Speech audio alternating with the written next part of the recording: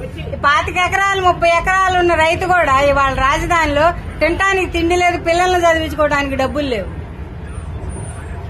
ఎందుకు? వాళ్ళు సంవత్సరానికి 10 లక్షల ఆదాయం పైన ఉండేది. మరి 25 ఎకరాలు ఉంటే 3 ఎకరాలు పంట పండే 3 పంటలు పండే పొలాలు వాళ్ళయ్యి. ఈ రోజు ఎందుకు వాళ్ళు అలో లక్ష్మణ అని ఏడుస్తున్నారు?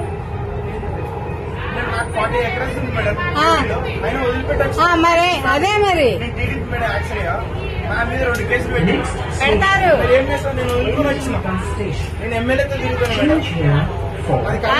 అంతే అంతే. ఇక మీరు ఆ కారు డోర్ పట్టుకున్నా మిమ్మల్ని లోపలేస్తారు. అయితే 2 కేసులు మా మీద అనవసరంగా ఏం లేదు. ఎవరైనా పిల్లలు అమెరికా చదువుకోవడానికి వెళ్ళడానికి కూడా బయటకు వస్తే ఏం కేసు పెట్టి ఎళ్ళనీరు ఎఫ్ఐఆర్ బుక్ చేస్తేనే వాళ్ళు భయపడిపోతున్నారు. మరి అంతే కదా.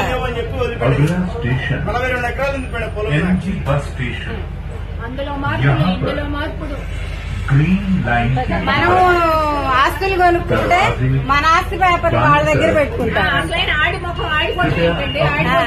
అదే మన ఆస్తి వాళ్ళ చేతిలో పెట్టాలంట, మనమేమో చేతులు కట్టుకుని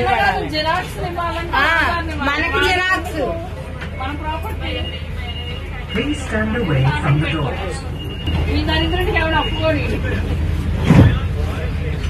ఇస్తాడు కప్పులు ఎట్ట పుట్టించాలో తెలుసు. నిన్న యూట్యూబ్ లో ఒక అతను 2 కళ్ళు ఉన్న ఏం చేసుకుంటారు, ఒకటి ఇయ్యండి, 2 కిడ్నీలు ఉన్న ఏం చేసుకుంటారు, రేపటి నుంచి అయ్యేను మనల్ని అడిగేది అని చెప్పి అంటున్నారు.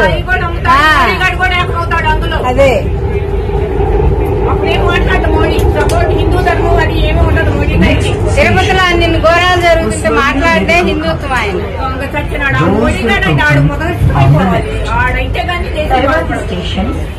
ఉస్మానియా మెడికల్ కాలేజ్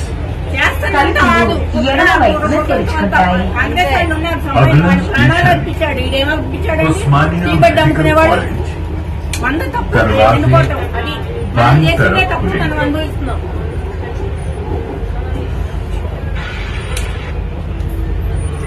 వాడటమే అభిమానింది వచ్చేసాడు. వాడికంటే వాడు ఎంత కసి పెట్టుకున్నాడో ఎంత చేస్తున్నాడు. వాడు ఆడికి హిందూ ధర్మం అంతా, హిందూ ధర్మత్వం అంతా. ప్రపంచంలోనే 3వ స్థానంలో భారత్ ఉందంట. అదే 3వ స్థానంలో భారత్. రోడ్లో కనీసం వెళ్ళటానికి ఒక టాయిలెట్ లేదు మన దేశంలో. రోడ్డు మీద ఒక టాయిలెట్ లేదు, నార్మల్ పీపుల్ వెళ్తారు. 3వ దేశంలోనే ప్రపంచంలో 3వ స్థానంలో నిలబెడతా అంట. ముందు టాయిలెట్లు కట్టిస్తే చాలు నార్మల్ పీపుల్ కి, రోడ్ల మీద వెళ్ళకుండా. జంతువులు పోతున్నాయి, మనుషులు పోతున్నారు రోడ్ల మీద. నెల రోజుల నుంచి మాటలు ఉలుకులు పలుకులు లేవు. నిన్న నుంచి మొదలు పెట్టాడు. మళ్ళీ బయలుదేరతాడు. అనుకుంటా